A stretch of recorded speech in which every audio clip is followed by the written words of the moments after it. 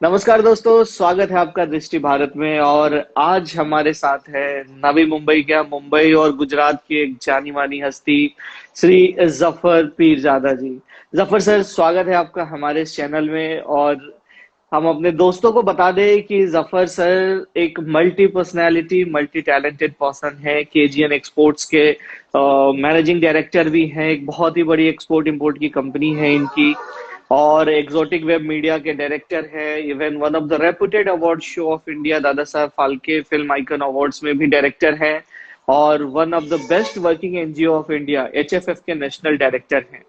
तो सर, बहुत बहुत धन्यवाद आपका कि आपने इतना कीमती समय निकाला और आप दृष्टि भारत के लिए आज आप हमारे चैनल पे आए हो। इसके लिए एक बार फिर से स्वागत है आपका। अ, शुक्रिया आपका प्रमित जी सही में मैं बहुत एक्साइट था कि आपका जब कॉल आया कि सर आपका इंटरव्यू चाहिए। जब मैं खुद एक दृष्टि भारत का एक अंग हूँ, मैं भी आप लोगों के जी। साथ में जुड़ा हुआ हूँ, तो ये मेरे लिए बहुत खुशी की बात है कि जब अपने लोग अपने को बुलाते हैं और अपना इंटरव्यू लेते हैं तो ये बहुत खुशी की बात है। तो सबसे पहले मैं आपको बधाई देता हूँ कि बहुत अच्छा कॉन्सेप्ट आपने ये शुरू किया है, और मैं दृष्टि भारत की सारी टीम को और आपको बहुत बहुत बधाई देता हूँ। Thank you so much, thank you so much. तो हमारी टीम और जो भी हमारे व्यूअर्स हैं दृष्टि भारत, जैसा कि मैंने बताया कि we are a national blog जहां पे हम न्यूज को कवर करते हैं। तो दृष्टि भारत में एक पूरी टीम है हमारे कंटेंट राइटर्स की, हमारे ग्राफिक डिजाइनर की, या और भी हमारे मेंटोर्स हैं। तो उन सब के लिए जो एक क्वेश्चनर है वो हमारी टीम ने एक प्रिपेयर किया है कि भाई जफर सर जिस दिन भी टाइम देंगे हम बहुत सारे सवाल उनसे पूछना चाहते हैं। क्योंकि आपको तो फ्रिक्वेंटली हम यूट्यूब पे देखते हैं या फेसबुक पे देखते हैं, इंस्टाग्राम पे देखते हैं, ये खबरें आ रही होती है। बट जी। आज मैं समझना चाहता हूँ कि ये जो नाम है जफर पीरजादा, ये है कौन? एक्चुअल जो जफर भाई है वो कौन है? हमने डायरेक्टर जफर पीरजादा को देखा है, हमने जूरी सेलिब्रिटी जज को देखा है, हमने एक एक्सपोर्टर को देखा है। लेकिन आज हम जानना चाहते हैं कि जफर भाई एक्चुअल में क्या है। तो सबसे पहले जफर सर, आप थोड़ा सा ये हमें बताइए कि आप बेसिकली कहाँ से हैं और मुंबई कब आए, किस तरीके से आपने यहाँ पे शुरुआत की। जी प्रमित जी, बहुत अच्छी लग रहा है आपके साथ में। और मेरी जो जर्नी है वो वो भी कोई इतनी ऐतिहासिक या कोई वो नहीं है। जिस तरीके से दुनिया के अंदर सब लोग अपना लाइफ के लिए स्ट्रगल करते हैं, उसी तरीके से मैंने भी अपनी शुरुआत मैं गुजरात के नवसारी डिस्ट्रिक्ट से बिलोंग करता हूँ। मैंने अपना अच्छा। ग्रेजुएशन, हाँ मैंने अपना यहाँ पे ग्रेजुएशन कंप्लीट किया। उसके बाद में मैं मुंबई में आया। मुंबई में मेरी बड़ी सिस्टर थी जो रेलवे के अंदर है। तो मैं यहाँ से ये करने के बाद जॉब के लिए मैं वहाँ पे आ गया बॉम्बे के अंदर, कि चलो वहाँ पे कुछ अपना करियर हम बनाएंगे इस तरीके से। तो शुरुआत में हम्म। यही एक एक्सपोर्ट कंपनी थी, एनपी मानेक एक्सपोर्ट करके, जिसमें जी जी। हमने अपना एज अ एक्सपोर्ट मैनेजर मैंने अपना करियर शुरू किया। और वो भी वही ओके। वेजिटेबल फ्रूट का एक्सपोर्ट का था उनका भी बिजनेस। और उसमें कुछ 5 साल मैंने वहां पे जॉब किया। उसके जी बाद जी जी। 1998 में मैंने अपना फर्म शुरू किया जो केजीएन एक्सपोर्ट के नाम से है। और मैंने 1998 से अपना एक्सपोर्ट का बिजनेस शुरू किया, फ्रेश वेजिटेबल और फ्रूट्स का, जो कि यूके, यूरोप और यूएसए, सिंगापुर काफी कंट्रीज में जाता है। वेरी और गुड। जी, ये मेरे 15 से 17 साल की मेरी ये जर्नी रही है। पहले क्या था, मार्केट बॉम्बे के अंदर थे, सारे मार्केट बॉम्बे के अंदर थे। हाँ, तो राइट राइट। जी, तो मैं सायन में ही रहता था सिस्टर के साथ में। फिर उसके बाद में सारे मार्केट जो है बॉम्बे से शिफ्ट होकर नवी मुंबई के अंदर आ गए, वासी के अंदर हम्म। एपीएमसी। तो वही एपीएमसी में आ गए, तो फिर मैं भी बॉम्बे से नवी मुंबई शिफ्ट हो गया। और जब मैंने अपना ये बिजनेस स्टार्ट किया तो यहीं पे एपीएमसी मार्केट में मैंने अपना सेटअप शुरू किया। वहाँ पे मेरा ऑफिस है और मेरा यूरोपियन कंट्री के हिसाब से मेरा पैक हाउस है, जो कि वेजिटेबल और फ्रूट यहाँ से मैं एक्सपोर्ट करता हूँ। तो वहाँ वहाँ तक मैं पहुंचा और ये मेन बिजनेस ही मेरा ये था। और फिर कुछ न कुछ ऐसी बातें बनती गई और आगे हम चलते गए। हाँ लास्ट हाँ हाँ। 10 जी 10-11 साल पहले हम लोगों ने गुरमीत जी जो है उनके साथ में हमने एक कॉन्सेप्ट शुरू किया था, the language lab and activity centre. तो वहाँ पे क्या अच्छा। था, मॉडल्स, हाँ जी, मॉडल्स को ग्रूमिंग करना, पर्सनालिटी डेवलपमेंट करना, और ब्यूटी पेजेंट के अंदर वो फैशन शोज में पार्टिसिपेट कराना मॉडल्स को, इनको सबको। तो ये सब काम हम लोगों ने लैंग्वेज लैब के अंडर में हम लोगों ने शुरू किया। तो इस वजह से हम्म। मैं ये इंडस्ट्री में भी पहुंच गया। अरे तो वाह। जी, तो ये language due to Gurmeet sir और लैंग्वेज लैब मैं पहुंच गया। ये फैशन शो, ब्यूटी पेजेंट और काफी सारे शोज जो भी नवी मुंबई मुंबई में होते हैं, लोग बुलाते हैं, तो वो शुरू हो गया। ऐसे ही चलते चलते अपना काम तो मैं करता था। सोशल वर्क बचपन से आदत थी, क्योंकि फैमिली भी, मेरा बैकग्राउंड भी वैसा ही है कि भाई कुछ ना कुछ किसी के लिए करते रहो। तो हम लोग यहाँ पे भी कुछ ना कुछ करते रहते थे। तो हम्म। हाँ, तो वैसे ही एक बार सोचा कि कोई अच्छे एनजीओ का होना चाहिए जिसके साथ हम कुछ और भी कर सके, ताकि हम ज्यादा लोग तक पहुंच पाए। तो right right. In between Naved ji से मेरी मुलाकात हो गई। और कुछ हम्म। 7 साल पहले मेरी उनसे मुलाकात हुई थी, जो कि एचएफएफ अच्छा। के, हाँ, एचएफएफ के फाउंडर प्रेसिडेंट है। मैं उनसे मिलने के बाद में जब उनका मैंने काम देखा, उनके जो तरीके देखे, उनके जो थॉट्स देखे, तो मुझे वही लगा कि शायद मेरी जो तलाश थी हम्म। कुछ सोशल वर्क करने की, वो यहीं खत्म होती है। तो मैं फिर उनके साथ में ज्वाइन हो गया हूँ। प्रमित जी, मैंने अपनी एचएफएफ की शुरुआत जो है, मैं नेरुल में रहता हूँ। सेक्टर 19 के जो सेक्टर जो रहता है, वो सेक्टर का मुझे एक मेंबर बनाया गया शुरुआत में। मैंने अपनी जर्नी वहां से शुरू की, एचएफएफ की। उसके बाद हम्म। उसके बाद बस वही अपना काम जो भी था मैं करते गया। ये नहीं कि भाई मुझे कोई अच्छी पोस्ट मिलेगी, लेकिन बस एक अच्छा लगता था, अच्छे अच्छे ड्राइव जी थे, जी। इसी तरह करते नहीं, करते। दैट वी हैव सीन कि आप काफी अच्छा कर ही रहे हैं, और जी इतने सारे ऑर्गेनाइजेशन से आप जुड़े हैं, तो लोगों ने ऐसी तो नहीं जोड़ा होगा, वो तो हम समझ सकते हैं। जी, तो अगर फिर मतलब इन उस बातों को हम समराइज करें, तो आप 1998 से मुंबई में हैं, अपनी जी सिस्टर के हाँ यहाँ पे पहले आए, फिर जी आपने अपना जी एक्सपोर्ट हाउस शुरू किया। तो आप जब जी इतने कंट्रीज में आप जो फ्रूट्स एंड वेजिटेबल्स का एक्सपोर्ट करते हैं, तो जैसे यूएसए बताया आपने, यूरोप बताया, तो उनके कुछ स्टैंडर्ड होते होंगे ना, जिसको भी आपको मेंटेन करना पड़ता होगा, या ऐसे कुछ जी, रूल्स रेगुलेशंस, कुछ बिल्कुल उसके बारे में बिल्कुल। हमें बताइए। जी, ये जो है सबसे पहले तो अपने इंडिया की एक एजेंसी है जो मिनिस्ट्री ऑफ कॉमर्स से आती है, एपेडा करके, एग्रीकल्चर प्रोड्यूस एक्सपोर्ट यूनिट करके।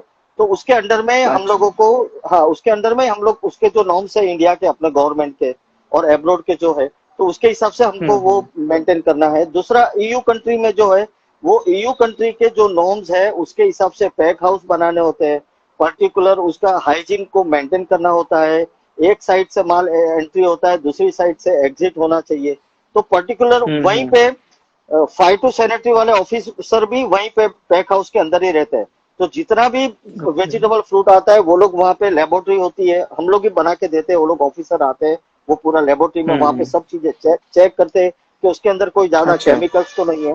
180 एलिमेंट्स ऐसे हैं कि जो यूरोपियन कंट्री ने बैन किया है, जो दवाई जो डालते हैं ना। तो 180 हाँ हाँ। एलिमेंट्स में से एक भी एलिमेंट्स अगर वो वेजिटेबल फ्रूट में निकल के आ गया, तो वो वहीं पे रिजेक्ट कर देते हैं।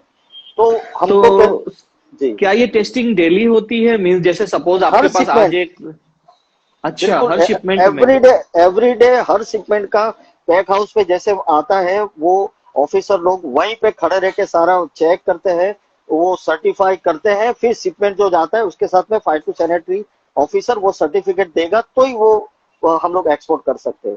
तो ये अरे वहाँ के बाप रे, तो नॉर्म्स के फिर हिसाब से बहुत बहुत इसको तो मेंटेन इट्स करना टू है। टफ एक्चुअली, ये तो बहुत ही टफ है। प्लस आपको ध्यान देना होता होगा कि जिन फार्मर्स से आप खरीद रहे हो, उन जी फार्मर्स ने भी अगर सब्जियों को ठीक से उगाया है कि नहीं उगाया है, क्या खाद यूज करी है उसमें, जी, या क्या इंजेक्शंस दिए हैं, बहुत ध्यान बिल्कुल देना पड़ता होगा।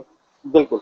इसके लिए अभी गवर्नमेंट ने क्या किया है, एपेडा ने, कि जो फार्मर रजिस्टर्ड है महाराष्ट्र के, गुजरात के, जो भी है, वहां पे हम्म। मिनिस्ट्री ऑफ एग्रीकल्चर ने फार्मर लोगों को रजिस्टर किया है कि अगर आप फार्मर हो तो आपका रजिस्ट्रेशन वहां पे होता है कि इनका ये फार्मर है, इनका ये प्रोडक्ट है, ये दवाई इस्तेमाल करते हैं। तो क्या होता है कि अगर मैंने मैंने कोई भी एक चीज, अभी ज्यादातर भिंडी जो है वो ज्यादा अपने यहाँ से जाती है, हम्म। समझे।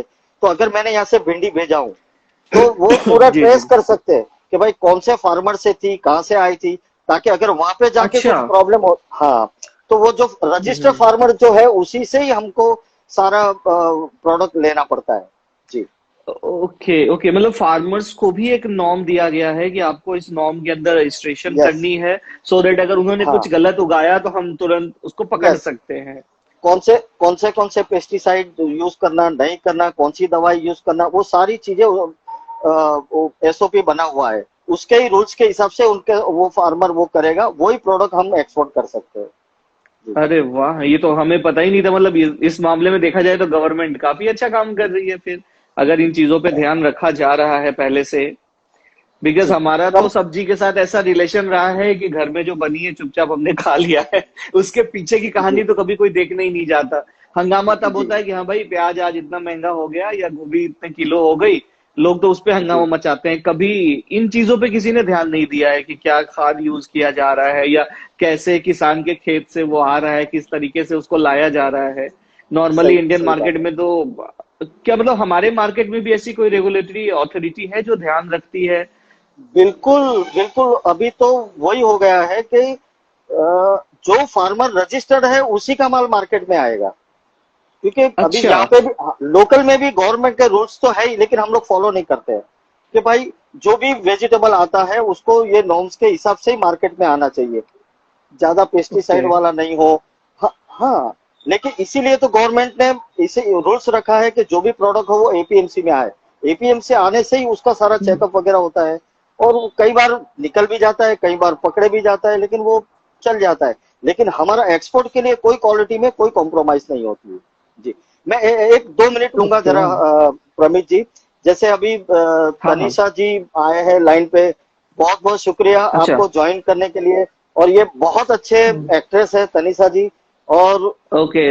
मेरे मेरे अच्छे दोस्त है एक एक्टर हबीब जी, वो उनका भी ज्वाइन होना आए हैं, तो मैं उनका भी बहुत बहुत शुक्रगुजार हूँ।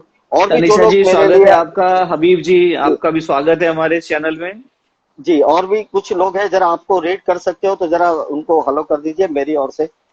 जी। हाँ जी हाँ जी, अरे तो काफी लोग हैं, राजेश अवस्थी जी, जी। हबीब जी हैं, तनिषा जी हैं। सबका जी। स्वागत है हमारे इस चैनल पे।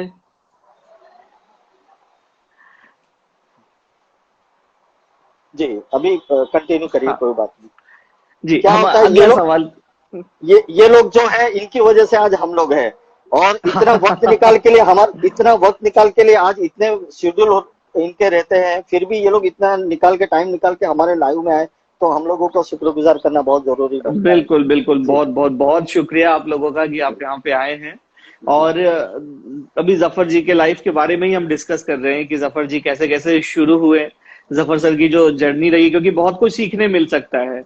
कुछ चीजें जो हमें किताबों में नहीं मिलती है वो हमें तजुर्बों से मिलता है। जब आप किसी से बिल्कुल। बात करते हो, जैसे हमें नहीं पता था कि यूरोप में सब्जी बेचने से पहले इतने सारे पैरामीटर्स का ध्यान रखना पड़ता है, या बहुत। ऐसे स्टैंडर्ड बने हैं और यहाँ पे उसकी तो रोज होता है। चेकिंग होती है। यहाँ पे तो होता है, अगर लंदन हीथ्रो एयरपोर्ट पे या पेरिस के एयरपोर्ट पे अगर जाता है, तो वहां पे उनकी हम्म। जो गवर्नमेंट के एजेंसी है वो लोग एयरपोर्ट पे चेकअप करते हैं, वहां उनके अच्छा। लेबोरेटरी में।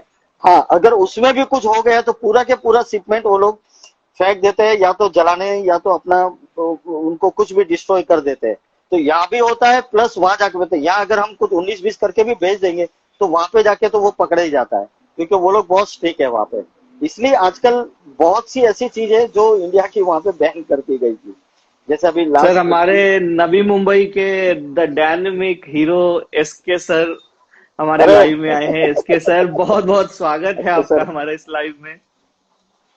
जी, ये एसके सर का तो मैं जितना शुक्र अदा करूं उतना कम है, क्योंकि आज इनकी वजह से हम लोग बहुत बहुत, इन्होंने हमको सपोर्ट किया है इतने सालों के अंदर।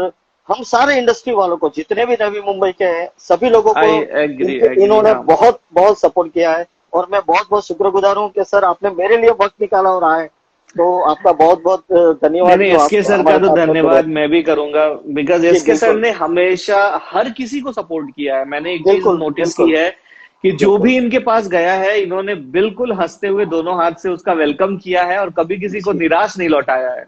सही बात दिस है। इज द सही बेस्ट बात है। थिंग। और इतने हाई प्रोफाइल होते हुए भी the way he is down to earth, बहुत डाउन इसके टू लिए अर्थ है, तो बहुत डाउन टू अर्थ। हाँ, इसके अपना। सर एक मिसाल है इसके लिए। जी। बिल्कुल, बहुत मिसाल है। और मतलब मैं कुछ एक बोलते हैं ना कि ऊपर वाले ने एक अजीब इंसान इनको बना के दिया है शायद सबके लिए, तो इसीलिए वो सबको लेके चलते हैं, सबको जुड़ के चलते हैं। जी। बिल्कुल बिल्कुल। अच्छा जफर सर, जब आप अपने बिजनेस से एक सेलिब्रिटी वर्ल्ड में आए, जब यहाँ पे आप एंटर किए, तो फिर वो कैसा एक्सपीरियंस रहा? क्योंकि ये जो ग्लैम वर्ल्ड होता है, इसमें आने जी। के बाद काफी ऐसी चीजें हो जाती हैं। कुछ लोग हैं जो ब्यूटी पेजेंट्स भी होता है, कई बार लोग खरीदते हैं, या लोग आपको आके, अगर आप जूरी मेंबर हो तो कई बार प्रेशर करते होंगे कि नहीं आप हमारे कैंडिडेट को ही सिलेक्ट करो, या आपको इनके साथ ही कुछ करना है। तो क्या ऐसी चीजें आपके साथ भी आई लाइफ में? सबसे पहले तो मैं यही करता हूँ, जितना हो सके ऐसे चीजों से मैं दूर रहना चाहता हूँ। मैं ऐसे लोगों से जुड़ता ही नहीं हूँ। अगर गलती से कभी हम्म। कुछ हो गया, मेरे मेरे सामने तो कोई चीज नहीं होगी, अगर पीछे से अगर होती होगी तो वो मुझे नहीं पता चलता है। लेकिन मैं ये चीज बोल ही देता हूँ उनको कि भाई, जो भी हो, अगर ऐसी कोई बात हो तो हम उसमें इन्वॉल्व नहीं होता हूँ। और पहली बात तो आप ये सेलिब्रिटी बोल रहे हो, मुझे तो पता ही नहीं चलता है कि मैं सेलिब्रिटी हूँ। मेरा तो काम ये होता है कि अगर कोई मेरे पास आता है ऑफिस में कि सर हम लोग इसके ये सर इवेंट करना इस इसके सर भी वही कह रहे हैं, जाफर जी इस वक्त खुद एक सेलिब्रिटी है।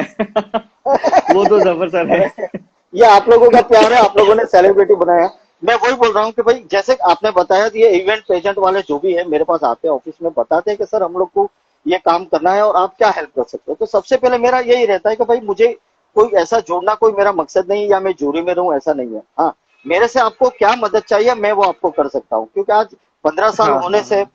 काफी लोगों से मेरा इंटरेक्ट हुआ है। काफी डिजाइनर्स पहचान वाले हैं, मॉडल्स लोग अच्छे जानते हैं मुझे, या कोई वेन्यू वाले हैं वो अच्छे से जानते हैं, प्रोडक्शन वाले जो है वो अच्छे से जानते हैं। तो मेरा यही होता है कि उन लोगों को मैं जुड़ा देता हूँ कि भाई, एक ब्यूटी पेजेंट अगर है तो मैं उनको वेन्यू के लिए अगर कोई प्रॉब्लम है तो वो करके दे देता हूँ। डिजाइनर जो अच्छे हैं उनको बताता हूँ, भाई ये एक अच्छी इवेंट होने वाली है, आप इसके अंदर ज्वाइन हो जाओ। तो ऐसे ही उन लोगों का काम हो जाता है। तो और तो कुछ नहीं, लेकिन मैं बस यही सोचता हूँ कि किसी तरह उनका एक शो अच्छे से हो जाए। तो मेरा मकसद ज्यादातर यही रहता है, न कि मुझे जूरी और जज में मैं रहता हूँ, बहुत कम शो में रहता हूँ, लेकिन सबसे ज्यादा एडवाइजरी में रहूंगा। या तो मैं उनको जो भी मेरे से हेल्प होती है बैक स्टेज पे रह के मैं उनको हेल्प कर देता हूँ। लेकिन वो फिर वो जीत वही होती है कि नहीं सर आपको आना है, आपको एज अ गेस्ट आना है। फिर वो हाँ हाँ बात वहां हाँ। घूम जाती है।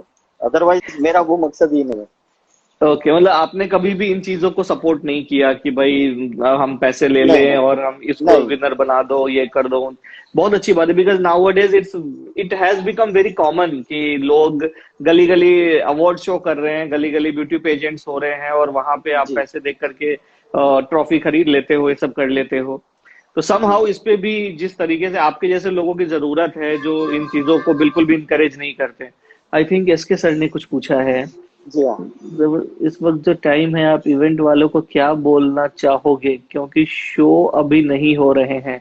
हाँ, ये जो भी इवेंट वाले हैं या बॉलीवुड वाले हैं, सेलिब्रिटीज हैं या आर्टिस्ट हैं, उनके लिए बहुत बुरा समय चल रहा है। तो बिल्कुल। उनको क्या मैसेज आप देना चाहोगे, how to deal with the depression या फिर this situation? Not only depression, कई लोग डिप्रेस नहीं है, लेकिन कहीं ना कहीं सिचुएशन इतनी टफ है, तो उनको आप क्या मैसेज देना चाहोगे? रमित जी, बस मेरा ये है कि कुछ वक्त का ये बात है, बस मैं ये सोच रहा हूँ। देखो आप, अगस्त सितंबर तक तो मैं या दिसंबर एंड तक तो किसी भी तरह ये सारी चीजें खत्म होने वाली है। इन बिटवीन बिल्कुल। आप वही रास्ता देखिए। सबसे मेन अभी एक ही चीज है कि 2020 ये है कि हम अपने आप को बचाएं। जैसा टाटा ने कहा था कि 2020 जो है वो अपने आप को बचाने का है। अगर आप बच जाओगे तो फिर पूरी लाइफ आपको जीना ही जीना है, आपके पास पूरी लाइफ है। हाँ, जी कुछ जी। कुछ लोग हैं जो रोज कमा के रोज करने वाले या कुछ छोटी मोटी इवेंट करने वाले, मैं उनको यही करता हूँ कि सबसे बड़ा ऑप्शन है आज ऑनलाइन का। आपको आप बड़ी बड़ी इवेंट अभी आज ऑनलाइन हो रही है, तो आप हाँ वैसे हाँ। कोई कॉन्सेप्ट करिए। अभी डांस क्लास वाले हैं तो वो अपना डांस का ऑनलाइन आप करिए, योगा वाले योगा कर सकते हैं। अगर किसी ब्यूटी पेजेंट कोई कर रहा है, भले वो सितंबर अक्टूबर में करे, लेकिन अभी वो ऑनलाइन ऑडिशन ले सकते हैं, ऑनलाइन वो अपना वेबिनार करके उनको ट्रेनिंग दे सकते हैं। मैं ये बोलता हूँ, चलो कोई बात नहीं, अगर 1-2 महीना अगर लेट भी हो गया तो कोई फर्क नहीं पड़ेगा। लेकिन अभी ये वक्त है कि आज बहुत अच्छी अच्छी वेब्स, बहुत अच्छे अच्छे गवर्नमेंट ने स्कीम निकाले हैं। जैसा कि आप जाओगे कोई भी यूट्यूब के ऊपर, तो जैसा भी हम्म। मॉडल मॉडल है उनके लिए मैं एक सजेशन करता हूँ कि आपको आप ब्यूटी पेजेंट या पेजेंट वगैरह जो भी है फैशन शो आप करते होगे, लेकिन ये वक्त है कि आपको सीखने का। अच्छी अच्छी फ्री साइड है, आप उसके ऊपर जाइए, कैसे बोलना है आपको, कैसे चलना है आपको, कैसे वॉक कर सकते हैं, कैसे आप अपना प्रेजेंटेशन कर सकते हैं, कैसे मीडिया के सामने आपको पेश होना है, कैसे वॉक करना है, ये सारी चीजें आपको सीखने का है। आप छोटे मोटे कोर्स करिए। देखो आज कहीं भी जॉब के लिए जाते हो तो आपको सर्टिफिकेट की जरूरत पड़ती है। छोटे छोटे छोटे इतने अच्छे कोर्सेज गवर्नमेंट ने अभी किए हैं जो फ्री में चलते हैं। तो आप ऐसे कोर्स इस वक्त में कर लिए, 1-2 महीना जो है आप किसी तरह अभी ये इसको टाल दीजिए। कहीं ना कहीं आप ऐसी छोटी छोटी चीजें करके भी आप अपना चला सकते हो, या अपने आप को भी आप अपग्रेड इनफैक्ट कर सकते हो। हाँ, ये बहुत अच्छी चीज आपने बोली। In fact this is one of the concept which we are starting in Drishti Bharat. I think मैंने आपको पहले बताया भी था कि हम एक दृष्टि भारत प्रेस क्लब शुरू कर रहे हैं, जिसकी मेंबरशिप हम पैन इंडिया चलाएंगे। कम से कम 10 से 15 स्टेट्स को हमने लिस्ट किया है, 20-25 शहर हैं अभी हमारे इस साल की लिस्ट में। और हम्म। हमारे जो भी मेंबर रहेंगे उनको हम फ्री सर्टिफिकेशन प्रोग्राम्स कराएंगे इन वेरियस सब्जेक्ट्स, अलग अलग जी। स्ट्रीम में। आइदर एक्सपोर्ट इंपोर्ट हो गया, मॉडलिंग हो गई, एक्टिंग हो गई, कम्युनिकेशन स्किल, पर्सनालिटी डेवलपमेंट, और फ्री ऑफ कॉस्ट उनको उसमें इनरोल भी करना है। And they will get a certificate also, ताकि जब वो 1 साल का ये फेज खत्म हो, जून जुलाई तक, जब मार्केट नॉर्मल हो, जॉब ओपन हो, तो हमारे जो भी लोग हैं जो हमसे जुड़े हैं उनके पास अगली नौकरी के लिए कुछ सर्टिफिकेट्स हों, कोई कुछ नए बिल्कुल स्किल्स हों, ये सारी सही चीजें बात है। उसमें शुरू हो जाएंगी। हाँ, आप नीति आयोग में जाओ, आप माहिती आयोग में जाओ, तो वहां पे आपको काफी हाँ। सारी चीजें मिल जाएगी जो कि फ्री में है। तो ये वक्त है कि आप कुछ सीख लीजिए, आप कुछ सर्टिफिकेशन ले लीजिए। मैं यंगस्टर जितने हैं उनको भी ये बताता हूँ कि 2 महीना अगर आप ब्यूटी पेजेंट नहीं करोगे तो चल जाएगा। अगर आपको कुछ वक्त हम्म। मिला है तो आप ऐसी सारी चीजें आप सीख लीजिए। समझे? सीख लीजिए, राइट हाँ। राइट, क्योंकि और टैलेंट हाँ, कभी भी वेस्ट नहीं जाता। वेस्ट नहीं जाता है जी। बहुत अच्छी बात है। अच्छा, तो सर, ये तो हो गई उन लोगों के लिए जो स्टूडेंट क्राउड है, जो नई चीजें सीख सकते हैं। जो डिप्रेस हैं, जो एकदम परेशान है, जिनको कुछ नहीं समझ आ रहा, उनको आप क्या मैसेज देना चाहेंगे? डिप्रेस में ऐसा है, ज्यादातर लोगों को फाइनेंस का ही प्रॉब्लम होता है। इसमें जितने भी लोगों का हुआ है, फाइनेंस का ही ये हुआ है। अभी कुछ लोगों का क्या होता है कि अपना प्लानिंग किए बिना वो लोग अपना फाइनेंस कर देते हैं, फाइनेंस ले लेते हम्म। हैं। समझे? तो सबसे पहले तो उनको, जब फाइनेंस हम लेते हैं उस वक्त ही हमको सोचना चाहिए कि भाई हम इसको किस तरह पे कर पाएंगे, या हम अभी तो कोई ये कुदरती ये चीज आ गई, समझो, हम्म। लॉकडाउन आ गया, कुदरती आ गया, कोरोना का। तो हमको इन सब चीजों का प्लानिंग करके ही, नहीं तो हम समझेंगे चलो कोई बात नहीं, ये महीने में इतना दे देंगे, ये महीने इधर से आ जाएगा उधर से। वैसा प्लानिंग नहीं होता है। प्रॉपर प्लानिंग आपको करना चाहिए कि आपका अर्निंग कितना है, और आपको आप वो हिसाब से आपको वो करना चाहिए। दूसरी जी बात ये जी। कि ये बहुत एक 10 मिनट या 5 मिनट किसी के दिमाग में ये चीज आती है, उसी दौर के अंदर ये चीज होता है। आप मार्क करना, पूरी लाइफ बहुत मजबूत रहने वाले लोग भी जब ऐसा कुछ इंसिडेंस हाँ। होता है, या वो सुसाइड करता हो या कुछ भी करने का हो, वो सिर्फ 5 से 10 मिनट का एक टाइम ऐसा आता है दिमाग के अंदर इंसान में, उसी वक्त राइट में वो राइट। कर लेता है। तो मेरा इस सबको यही कहना है कि इसी वक्त में आप अपने माइंड को डाइवर्ट कर दो, अपने अच्छे जी। दोस्तों के साथ में टाइम बिताओ, अपने अच्छे दोस्तों के साथ में आप किसी के भी साथ में शेयर करो। देखो आज ऐसा है कि आप किसी को भी शेयर करोगे तो कुछ कोई ना कोई तो अच्छी तरीके से आपको ये करेगा। आजकल एजेंसी बहुत हम्म। अच्छी अच्छी है, बहुत अच्छी। आप अपने आप को आप कहीं ना कहीं बिजी रखो। मेरा ये, आप ये सब नेगेटिविटी को दिमाग से निकालो। अभी क्या होता है, आप 24 घंटे आप अगर आप टीवी के ऊपर बैठोगे तो आपको दिमाग में वही चीज चलते रहती है कि आज लोगों का ये हो गया, आज लोगों का वो हो गया, इनको फाइनेंस का ये। तो उससे क्या होता है कि आदमी अपने आप में ज्यादा ले लेता है। तो कुछ चीजें आप अवॉइड करो, देखो, लेकिन उतना ही देखो जितना अपने को समझ में आए। जब अगर हमको समझ समझ आया, में आ जा, राइट। जब हमको समझ में आ गया कि ये चीज हमारे बस की नहीं है, हम उसको थोड़ा अवॉइड कर दो। क्योंकि ये जी सब जी जी। चीजें, अभी मीडिया को क्या है, अपना टीआरपी बढ़ाना होता है तो वो उनके हिसाब से चलते हैं। एनीवे, वो सब चीजें भी छोड़ो, लेकिन मेरा यही मकसद है कि अपने आप को तुम अलग कर लो बस इन सब चीजों को। जब भी आपके दिमाग में ऐसी कोई चीज आए तो आप किसी ना किसी अपने हम्म। यार दोस्त से शेयर कर लो, या कहीं बाहर निकल जाओ, या कुछ भी अपने आप को कहीं बिजी कर लो। सबसे मेन जी ये है जी बस। जी। अब सिर्फ 2 या 3 महीने की बात है, 2 या 3 महीने अगर आप संभल जाओगे तो फिर आपको कोई प्रॉब्लम नहीं होगा, क्योंकि जान है तो जहान है।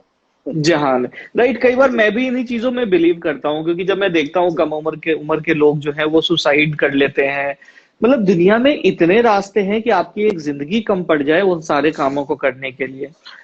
जैसे मैं सुशांत सिंह का एग्जांपल लेता हूँ कि अगर एक्टिंग में आपको ब्लॉक कर दिया गया था, कोई बात नहीं थी, आप जाके डांसिंग कर सकते थे। मतलब बहुत सारे ऑप्शन है। आप आपके पास पैसे थे। मतलब सुशांत सिंह जिन्होंने 1 करोड़ रुपए कोरोना में डोनेट किया है, जो 4.5 लाख जी। रुपए महीने के फ्लैट में रह रहे हैं, ऐसे बंदे वो को भी फाइनेंशियल प्रेशर करोड़ तो था करोड़ नहीं। रुपया करोड़ रुपया किसके लिए किया? उनका एक फॉलोअर्स था जो फेसबुक पे उनको बोला कि सर मुझे भी कुछ डोनेट करना है, तो हाँ वो हाँ, फॉलोअर्स के लिए उन्होंने 1 करोड़ रुपया उसके नाम से डोनेट किया है।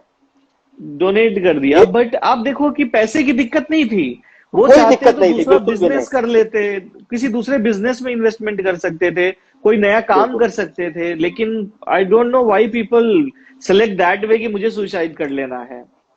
हालांकि ये तो मैं एक बोला ना वो कंट्रोवर्सी भी चल रही है, बट लेकिन ठीक है, ऐसे और वो भी तो आर्टिस्ट हैं जिन्होंने सुसाइड किया है। पहले भी कई लोग हैं जो रिसेशन में नौकरी चली जाती है, सुसाइड कर लेते हैं, बिल्कुल मकान का ईएमआई बिल्कुल नहीं जा रहा, सुसाइड कर लेते हैं। That is not an option. मतलब सही मुझे बात। ऐसा लगता है कि आप बेच दो घर को, आप छोटे घर में जाके रहो, आप छोटी सही गाड़ी बात। चलाओ, आप नहीं जाओ बाहर रेस्टोरेंट में खाना खाने, घर में। अपनी जरूरतें कम कर ले, अपनी जरूरतें कम कर ले जितना हो राइट, सके। जितनी चादर है उतना ही पैर पसार के जिए तो जिंदगी बहुत अच्छी और बिल्कुल खुशहाल हो सकती है। बिल्कुल। समहाउ ये शो ऑफ के चक्कर में लोगों ने चीजों को खराब करना शुरू कर दिया है। ठीक है, हम अगले सवाल पे आते हैं। अच्छा, एक सवाल जो एग्जॉटिक मीडिया के बारे में शायद हमने बात नहीं की। आप एग्जॉटिक मीडिया के भी डायरेक्टर हैं, तो इस जी एग्जॉटिक मीडिया के बारे में आप हमें बताइए कि क्या है एग्जॉटिक मीडिया, ये किस तरीके से काम करती है। जी। ये exotic web media digital channel जो है, ये हम लोग सूरत से हम्म। ऑपरेट करते हैं और बॉम्बे के अंदर अपने ऑफिस में हम लोग ऑपरेट करते हैं। ये जो है ओके। न्यूज चैनल, इसके अंदर न्यूज चैनल भी है, हम लोग इंटरव्यूज भी लेते हैं। अभी आप देखोगे यूट्यूब के ऊपर उसके काफी सारे सब्सक्राइबर हैं। अभी जितने भी गुजरात में और महाराष्ट्र में जो क्लास 1 जो आए हैं स्टूडेंट, उनका इंटरव्यू होता है, उनके पेरेंट्स का इंटरव्यू होता है। अभी कोरोना के ऊपर डॉक्टर्स लोगों को बुला के, मतलब है उसमें अच्छे अच्छे इंटरव्यूज होते हैं, अच्छे अच्छे न्यूज होते हैं। तो मीडिया है, हम्म। एडवर्टाइजमेंट अच्छी होती है। तो ये सारी जैसे भी जैसी मीडिया चैनल है वैसी मीडिया चैनल है, लेकिन ये वेब इसमें है, वेब मतलब है बेस्ड, यूट्यूब के राइट। ऊपर, हाँ यूट्यूब के ऊपर, व्हाट्सएप के ऊपर 125 कंट्रीज में ये भी हम लोग यहाँ से रिले करते हैं। तो ये यूट्यूब ओके। के ऊपर काफी इसका इम्पैक्ट है, फेसबुक पे भी आता है और व्हाट्सएप ग्रुप भी हम्म। बना हुआ है। तो ये एक न्यूज चैनल ही है जी, जो कि ओके, काफी चीजें लाइक कवर इट्स अ करते हैं वेब उसमें, बेस्ड, सभी जैसे चीज हमारा कवर करते दृष्टि हैं। भारत भी है। हम बिल्कुल जैसे सभी हमारा चीजें। दृष्टि भारत है वो भी वेब बेस्ड है। जी जी जी। तो सभी चीजें उसमें कवर करते हैं, शोज वगैरह भी, ब्यूटी पेजेंट सभी शोज वगैरह सभी चीज कवर कर लेते हैं उसके अंदर। और काफी अरे अच्छा वाह। उसका एक जी हाँ। तो गुजरात में तो काफी अच्छा नाम बन चुका है, अभी कोशिश चल रही है महाराष्ट्र में भी एक अच्छा नाम हो जाए उसका। ओके। बहुत अच्छी बात है। अच्छा, अब थोड़ा सा डिटेल में आपसे एचएफएफ के बारे में जानना चाहूंगा कि एचएफएफ एक्चुअल क्या है।